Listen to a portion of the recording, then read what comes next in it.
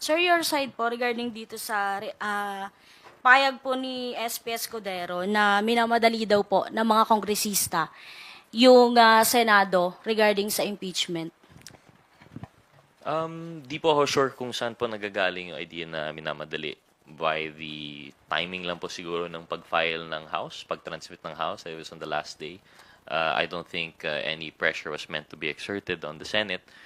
And but understandably, on a personal level, meron naman po talagang mga may opinion na dapat gawin na to agad-agad.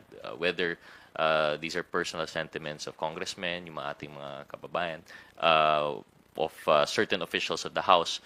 Pero I don't think there was any official move, action, or communication from the House that would indicate in any way na minamadali po sila.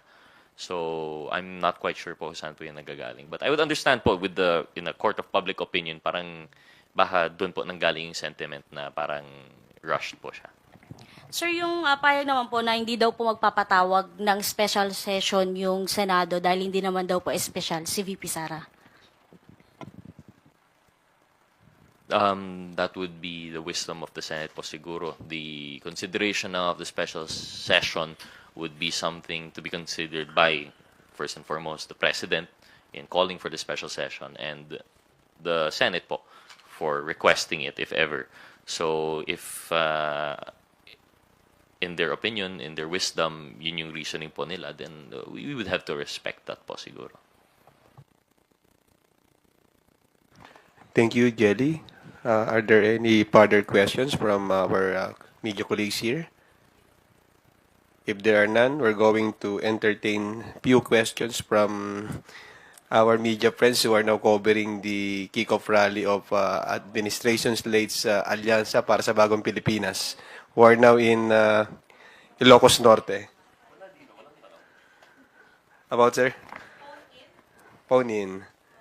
Okay, from Kat Porbes. Sir, first question, ma'am, magiging election issue ba itong impeachment ni BP Sara? And then may reaction po ba kayo dun sa survey ng SWS na nagsasabing pabor sila sa ayudang ibinibigay ng pamahalaan? Two questions. On the first question, I think definitely magiging election issue po ito. And it should be welcome. I think this is a sentiment already mentioned also by Senate President Escudero na compared to yung usual election po natin na ang binoboto po natin ay base sa kasikatan or personality politics, at least ngayon and magkakaroon tayo ng issue kung ano po ang tingin ng ating mga kandidato sa impeachment complaint. And mas makita po natin kung ano ang kanilang stand, ano po ang nilang gagawin, ano po ang kanilang mga personal convictions. So, although not strictly a requirement for election, not strictly requirement ang plataforma or issues like this sa isang election, the fact that it's being the election will happen now in the midst this context, I think it really will be an election issue. And I think it is something that should be welcome po. No? Hindi po dapat siya maging consideration na external factor. So, yun. Sa katanungan kung ito ay election issue, absolutely naniniwala po ako na ito ay isang election issue dahil dapat nating tanungin ng ating mga ihinahalal kung papaano ba, kung dapat bang panugutin ng mga tao patungkol sa pagwawaldas ng pera ng bayan, patungkol sa hindi paggamit ng tama ng pondo ng bayan, patungkol sa hindi pagsunod sa saligang batas patungkol sa paggamit ng pondo ng bayan. So, isang malaking test po yan sa lahat ng kandidato sa aming mga paninindigan para sa bayan. Maraming salamat po. Sir, ma'am, yung second question about ayuda. Well, personally, masayang-masaya ako dun sa survey na yon kasi it vindicates what we've always said, no? Na itong mga issues patungkol sa ayuda ay pawang ingay lamang at talaga namang hinahanap ito ng taong bayan. Kasi yung 4Ps, dinidirekta yan para sa talagang mga sa poorest of the poor, ito namang AKAP ay nakadirekta para sa mga near poor na isa ring malaking porsyento ng ating populasyon. Kaya masaya po kami na yun po ang lumabas sa survey kasi ito naman ay bagay na talagang pinaniniwalaan namin nun pa man.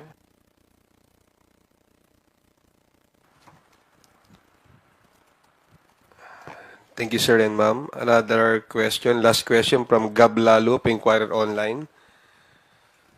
According po kay former Supreme Court Justice Adolf Ascuna, a premier of the 1987 Constitution, immediately po talaga dapat gawin ng Senado ang kanilang trabaho sa impeachment. Immediate as in ngayon na at hindi after 4 months or after or so na. Any comment po? I think si former Justice Ascuna, yung isa po sa legal luminaries that I was referring to, nandun po siya sa interpretasyon na dapat po talaga may sagawa na yung ating impeachment trial. If I'm not mistaken po, yung kanyang opinion, if I read it right, yun nga po yung nasa side na hindi po legislative function yung impeachment. Ito po ay constituent power. Ang I think basis nito is that if you look at yung proceedings po natin for legislative function, nasa Article 6 po yun on legislative powers of the legislative branch. Pero yung article, I think it was Article 13 po, no, yung impeachment is on accountability of public officers. So I think ginawa niyang basis yun for the interpretation na it is a constituent power independent of yung legislative functions of the Senate and Congress. And therefore, it must be taken on its own timeline. Yung pag-interpret nga po ng and the trial shall proceed forthwith, yung forthwith being agad, interpretation na ito should be taken independently sa legislative. So I think dun po nanggagaling. And if the question is yung reaction po doon, ako personally, I do stand by that interpretation. And I don't think he is alone. I think there are other legal luminaries who are of the opinion po, no, na dapat nasa constituent power interpretation yung impeachment case. Ma'am Pami, okay na? Thank you. Before we conclude our press conference, sir, ma'am, baka meron kayong parting words for today's press con.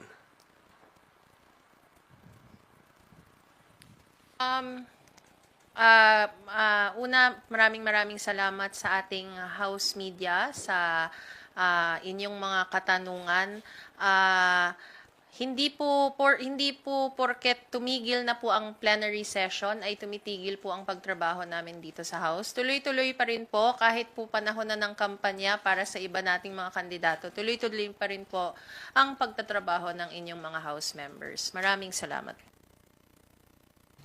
Likewise, maraming salamat po sa ating mga kaibigan sa media. Thank you for the opportunity. Sana po naisagot namin ang inyong mga katanungan. And I guess parting message kasi start na po officially ng election campaign na vote wisely na lang po. You know, for everyone. Let's take everything into consideration.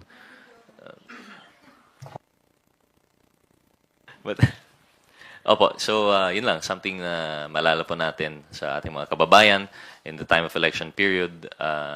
Talagang pakinggan po talaga natin ating mga kandidato. Gawing basehan po dito ay plataforma at aksyon, hindi lamang yung kanilang kasikatan or personality politics. Yun lamang po. Maraming salamat. With that, thank you. House Assistant Majority Leader and Taguig City 2nd District Representative Amparo Maria Pami J. Zamora and One Rider Party List Representative Rods L. Gutierrez, who is a member of the 11-man House Prosecution Panel, for joining us today. And to everyone, maraming salamat po ulit sa inyong partisipasyon.